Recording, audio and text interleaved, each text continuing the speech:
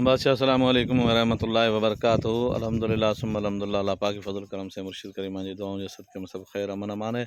अर्ज़ है बादशाह ये आरिसर फ़कीर हैं अहमद छोकरे नालो है, अञा मुरीद हैं बादशाह।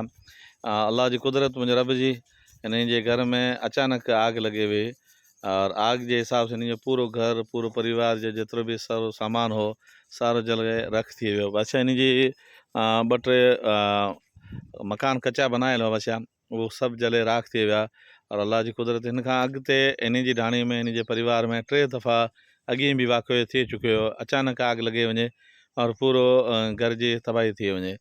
और अॼु खां पहिरीं 2 दफ़ा अॻे ई थियो और अॼु हिन जा इहे मकान जेके हुआ इहे सभु कच्चा मकान बनायल हुआ और जले पूरो राख थी वियो। इन जे घर जे अंदरि कोई सामान वग़ैरह कंहिं चीज़ जी कोई बाक़ी रहियो कोन बादशाह। इन वास्ते ख़ुसूसी दुआ जी इल्तिजा आहे।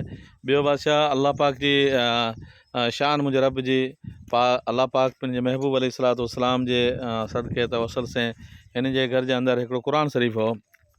अल्हम्दुलिल्लाह वो क़ुर शरीफ़ बिल्कुलु महफ़ूज़ रहिजी वियो। क़ुर शरीफ़ खे आग लॻी कोन, बाक़ी पूरो घर पूरो जेतिरी बि हिन जो हो सामान हो और जेका बि चीज़ हुई जले ख़तमु थी वई, पर कलाम पाक खे ज़रा बराबरि बि नुक़सानु थियो कोन। मुंहिंजे रब जी कुदरत है, अल्लाह पाक जो करम नवाज़ी। ॾिसो बादशाह जे नज़रुनि जे साम्हूं बिल्कुलु हिकु हुरुफ़ चइजे थो क़ुर शरीफ़ जी, उहो बिल्कुलु ज़रा बराबरि बि जेको क़ुर शरीफ़ जो कोई हिकु हुरुफ़ जेको चइजे थो उहो बि बिल्कुलु न थियो।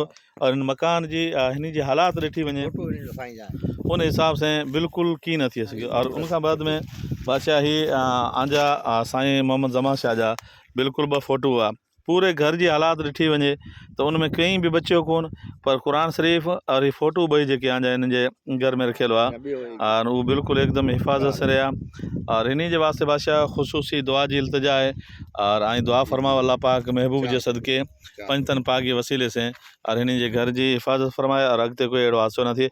ही फ़ोटू जेके बि फ़ोटू हुआ या क़ुर शरीफ़ जी जेकी बि आयत हुई उनखे ज़रा बराबरि बि नुक़सानु कोन थियो और बिल्कुलु हिफ़ाज़त जे हिसाब से आग बुंझी और सारो मामिलो साफ़ थियो। और उनखां बाद में हिन जे परिवार हिन जे जेके बि आहे उहो नियारो क़ुर शरीफ़ हिकिड़ो मयो हो और साईं बादशाह जा फ़ोटू बि आहे उन खे थोरा नियारो। उहो हिन जे जेके मलबो हो हिन मलबे में सारी चीज़ आग लॻी रही, पोइ मथां पाणी वग़ैरह न हो। पाणी न आणण खां बाद में इन हीअ क़ुर शरीफ़ और फ़ोटू जेके आहिनि ये अल्हम्दुलिल्लाह अल्लाह पाक के फज़ल करम से हिफ़ाज़त बादशाह रहिया। और इन जे वास्ते ख़ुसूसी दुआ जी इल्तिजा आहे। और अॻिते बादशाह हिन जे 2 दफ़ा अॻे हादसो थी चुकियो और टिसुरको ही हादसो थियो है और हिन जे परिवार जे वास्ते और इन जे वास्ते ख़ुसूसी दुआ जी इल्तिजा आहे। बाक़ी सभु ख़ैर बादशाह, महिरबानी, शुक्रिया।